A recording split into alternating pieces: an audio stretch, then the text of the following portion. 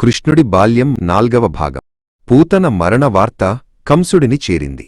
కంసుడు వెంటనే తన సభను సమావేశపరిచాడు.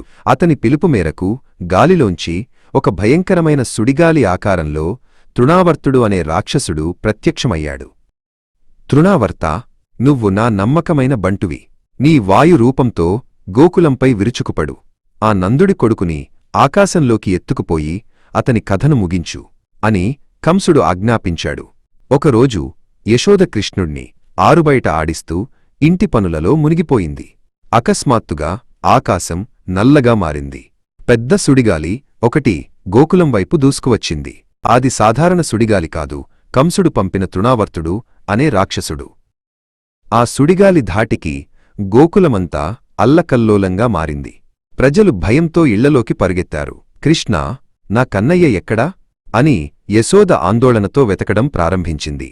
తృణావర్తుడు ఆ సుడిగాలి రూపంలో యశోద కళ్ళుగప్పి చిన్నారి కృష్ణుణ్ణి తనతో పాటు ఆకాశంలోకి ఎత్తుకుపోయాడు.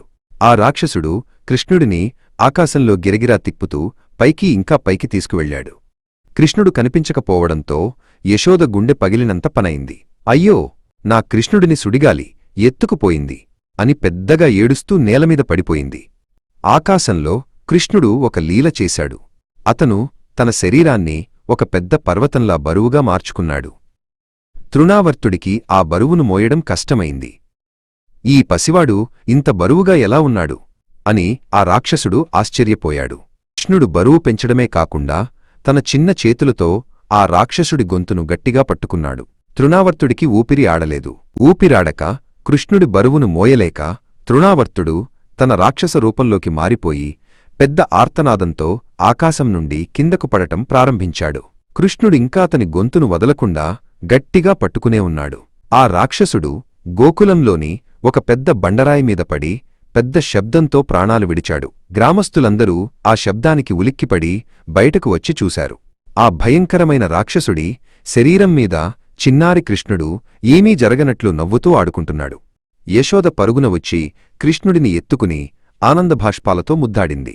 నా కన్నయ్యను ఆ దేవుడే కాపాడాడు. కాని గ్రామస్థులకర్థమైంది ఆ పసివాడే దేవుడని. వారందరూ కృష్ణుడి చుట్టూ చేరి అతని లీలను కీర్తించారు. తృణావర్తుడు కూడా కృష్ణుడి చేతిలో మరణించాడన్న వార్త కంసుడికి చేరింది. అతని భయం కోపం పగగా మారింది. ఆ పిల్లవాడిని చంపడానికి నేను ఇంకా బలమైన రాక్షసులను పంపాలి.